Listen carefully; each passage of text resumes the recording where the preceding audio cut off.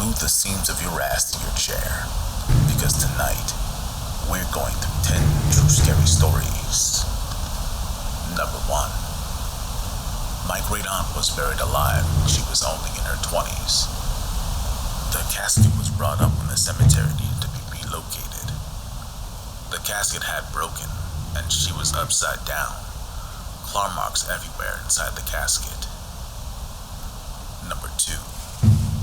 There was a young girl kidnapped in the middle of the day on a neighborhood street in Springfield, Missouri.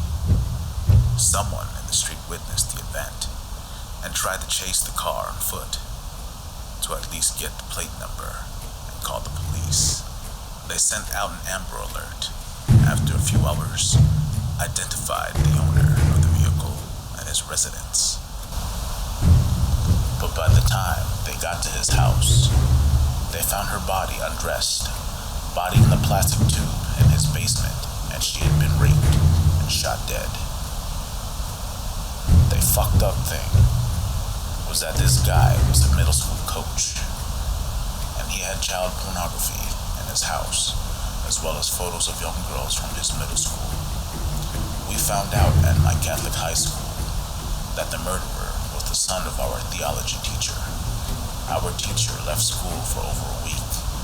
I'm sure trying to fathom how his own son could commit such heinous crimes. The murderer was sentenced to death this year for the death of the girl, Haley Owens. Her family, as well as the family of the murderer, lobbied to change Amber Alert laws so they can be issued faster after kidnapping is reported. Number 3. A woman was abducted and raped by 2 men and then stabbed over 30 times. Her neck muscle completely removed, her guts spilling out. She crawled to the hospital with her head almost detached and survived. She wrote a book and is a motivational speaker. Number 4. The 2011 San Fernando massacre. Mexican cartel members abducted people from buses in Mexico. They executed the old, raped and tortured the women, threw children in acid, and separated the men. The men were then forced into gladiatorial combat to the death, all in some kind of game to find new cartel recruits. They even forced the bus driver to run the bus over living people. It still blows my mind that this happened right there in Mexico just a few years ago. Number 5. I lived in an apartment in Marina del Rey, California, 9 years ago, just before Halloween. A 3rd floor balcony was decorated with the prop of a dead man slumped over in a chair. A few days every time I'd come home, I'd look up and think how cool looking it was, and wondering why they didn't have lights shining on it at night. After a few days, people realized it was actually the resident of the apartment who killed himself. I was looking at a corpse thinking it was cool. Number 6. Issei Sagawa, the Japanese cannibal who admitted he still fantasizes about killing and eating women after killing and eating a woman in Paris, walks free, unmedicated, and unmonitored in Japan to this day. Pretty creepy to know people like that walk around. Number 7. Fatal familial insomnia. Only a few families have this genetic disorder, and once you develop it, that's it. You die from an inability to sleep. It starts off like regular insomnia, but progresses over a few years until you go insane and shut down.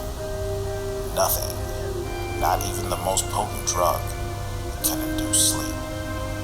Even when they try to put themselves into a coma, the brain remained completely active. Number 8. Last summer, in my city, a 14-year-old girl was raped near a train station. After her abuser left her, she tried to get help and flagged down a vehicle and was raped a second time in the car of the man who stopped. 2 complete strangers raped her on the same day. Number 9.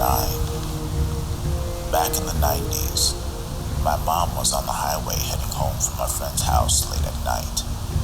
After a while, this white van drove next to her, and the driver started performing rude gestures of being young and dumb.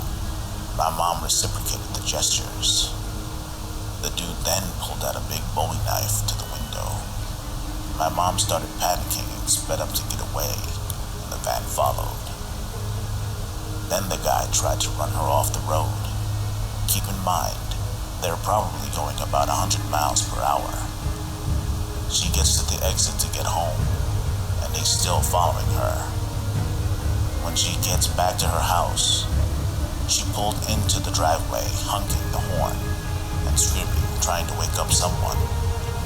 The van pulls into the driveway, just as her dad comes out in his underwear with a gun. The dude got scared and drove off. My mom wouldn't leave her house for a month except for school, but never at night. Number 10. My grandmother used to work at a mental illness facility when I was little. It was a place prisoners went after committing crimes that were so horrific they were deemed very mentally unstable and not suitable for a prison. One of her patients was put into this place because he had strangled his mom and dad one night, hid their bodies under the floorboards, and every now and then brought his mother's body up to have sex with. He was caught after a few months because the smell of rotting corpses had reached the neighbors. My grandmother lived within walking distance of this facility, and so the prisoners that were deemed well enough to roam around the grounds were able to see her walking home. One of the patients must have told him where she lived, because one night he escaped and went straight to grandmother's house, knocked on the door, and begged to come in. Safe to say, he was caught very quickly, and my grandparents later moved. Still scary to imagine, though. Until next time, this is Vagabond Bundy. Like, share, and subscribe. Goodbye for now.